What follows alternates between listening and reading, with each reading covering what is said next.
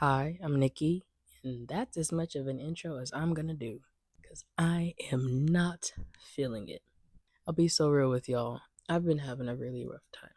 Spiritually, I'm in between blessings, grounded in reality. I am depressed. And I think both can exist within the same realm. I want to reclaim these moments somehow. The best way I know how to be present with myself. I think that I enjoyed making this video last time, even though I'm still editing it right now.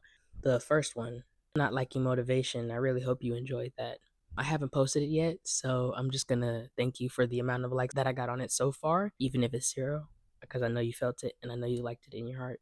If you enjoy the series, if you want this to be a series, please sound off in the comments. I hope you have a great day.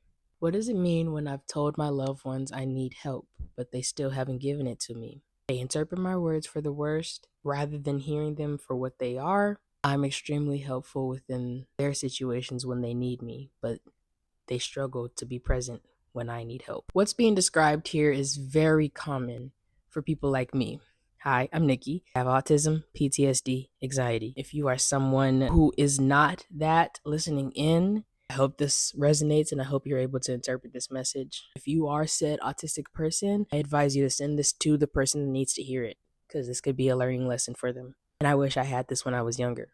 What's being described here is very common for people with anxiety, PTSD, and autism. None of this means you're wrong, selfish, or asking for too much.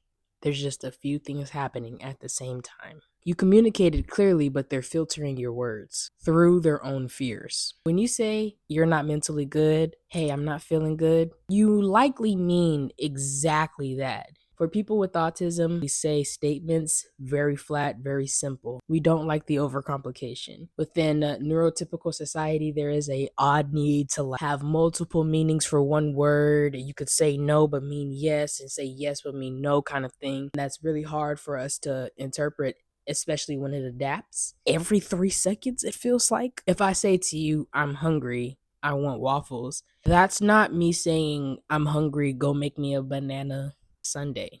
That's me saying, I'm hungry, I want waffles. Or if I said, my knee hurts, and you go, same, or you're like, that's what's up for sure, instead of offering empathy, that doesn't feel good. And that's confusing. When you say, I'm not mentally good, you mean exactly that.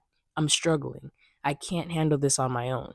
I need understanding and support. However, many people hear some kind of crisis or they jump to conclusions. And typically those conclusions are through the filter of their fears or the worst case scenario.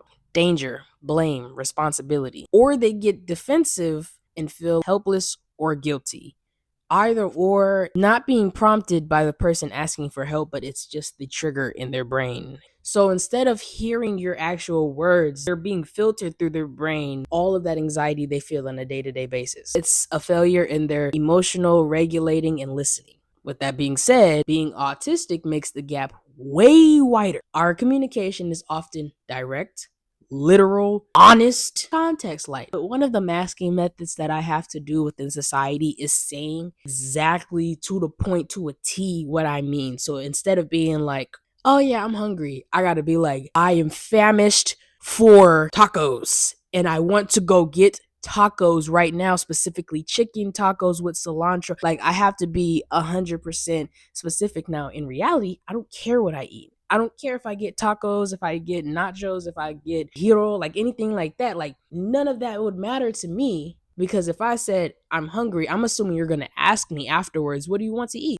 If I say I'm hungry for KFC and you're not able to provide that, why? That's why I want to use the basic statement first, ask me a question afterwards, clarify. People don't ask clarifying questions. They just, I don't even know what it is anymore. Neurotypical listeners, and I say listeners very loosely because a lot of times neurotypicals don't listen to neurodivergents. A lot of times y'all are not receptive. Sometimes y'all read in between the lines that aren't there. If we're straightforward people and you're used to other neurotypicals making you decode what it is that they have to say, you're basically trying to decode something that was broken down to its simplest form. So what are you decoding it into atoms? What are you doing? You're reading in between the lines that aren't there. It's a blank page with a simple statement. And then there's tone that is added, intent that is added, meaning that I didn't even include. So there's an assumption of emotional subtext or something like that. What I said, there's probably more to it. I guess, I mean, that's a fair thing to assume within our society. It's just like, I think that we need to do more of a due diligence to neurodivergent people to try and understand them. I mean, I don't think I'm asking for too much with that. And it's basically like you're responding to a version of a message that I never sent. Now, with that being said, a lot of autistic friends end up being the helper, floater. You show up 150% for the people that need you. But if you needed it, they probably would not show up for you. Not in the way that you're asking for, at least. And it's not like you're asking for too much. This creates an unfair dynamic between you two. It's important that we highlight the fact that you show up for them. So when someone is used to you being there, reliable, the listener, the problem solver, what are they supposed to do when it's your turn? They may unconsciously resist seeing you as someone who kind of has it together, who should probably understand these things for themselves. They may even resist seeing you as somebody who needs care, who needs help. Not because you don't deserve it. It disrupts the role they're so comfortable playing. We have to understand that if nothing in life is constant, if nothing in life is forever, things change. People change. Emotions change. It's about adapting and pivoting, right? If your emotions are allowed to change, I, as a neurodivergent person, am also allowed to have a change in emotion. Again, this disrupts the role they're comfortable playing. So it ends up looking like, or ends up being them minimizing your feelings, misinterpreting them, avoiding engaging further. And that's painful and that's sad. And I'm very sorry you have to experience that. I'm sorry we have to experience that, but I'm here with you. It's okay to feel resentful, hurt, anything. Already not in a proper mental headspace. So it's okay however you feel. Be present with yourself. A lot of times, neurotypical people want you to abandon how it is that you feel, but you are the most clear on that. You are the most knowing. You are inside your body, and you are obtusely aware of that.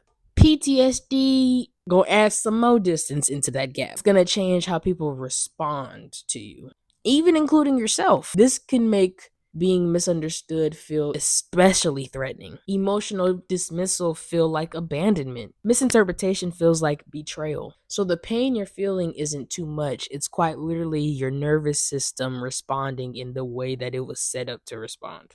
You are reacting out of not being heard or feeling safe. So what does this mean? And what does it not mean? We'll start with what it does not. You did not explain it wrong. You aren't being dramatic. Do not stop asking for help. You do deserve support. What this does mean is that people may lack skills, especially when it comes to mental health struggle. They may not be the safe person for this specific kind of vulnerability. You may need clearer boundaries, even if they're crystal. Make them into air. Be very, very, very clear about what you expect from them. Now, up to you. If not, okay. But if you do choose to try again with the same people, person, place, or thing, here is a gentle reframe I offer. Say this with me. I'm not in danger. I'm not asking you to fix anything. I just need you to acknowledge that I'm struggling. If they do not hear you after that, if they do not hear you after you have said that exact statement, let's say it again. I'm not in danger.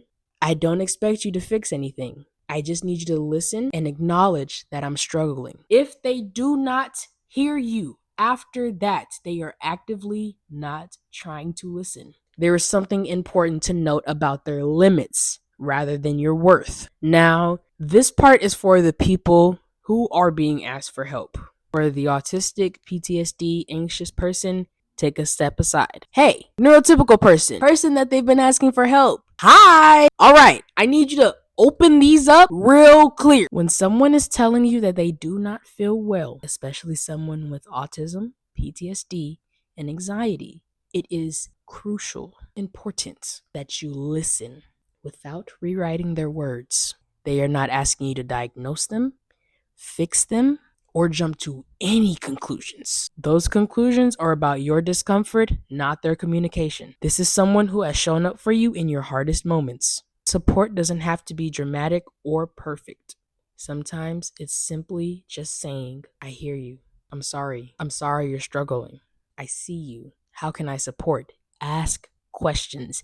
Ask clarifying questions. Interpreting the words as something darker or more extreme than what was said is deeply harmful, extremely harmful to you, them, and the relationship that you have, especially for someone with trauma. It teaches them that honesty isn't safe. That's why we have liars in this world. That's why we have evil in this world. You do not have to understand their experience to be there with them. You need to believe what they say. Do not interpret, but believe at its core exactly how they say it. You need to believe them. You need to believe in how they feel, not diagnose or rewrite it. If you cannot offer support, say that directly. Don't distort their words to escape responsibility of listening. Silence or misinterpretation hurts more than admitting your limit. Now back to the person watching this video, the person with autism, PTSD, anxiety, or just who might align with this. You're not asking for too much. You're asking the wrong people to suddenly develop skills they don't have. That's painful, but it's true. And it's not a reflection of your value. You deserve to be met with care the first time you spoke up. I truly hope this video was helpful in any case scenario. Yes, I was crying before this. Yes, I experienced this exact situation right before this. That's why I want to create a video to help. We ask these questions and we spread the knowledge so that other people can get the same help. That's community. I love you. I hope you have a good night, day, evening, hour, eon, astral projection, travel, banana.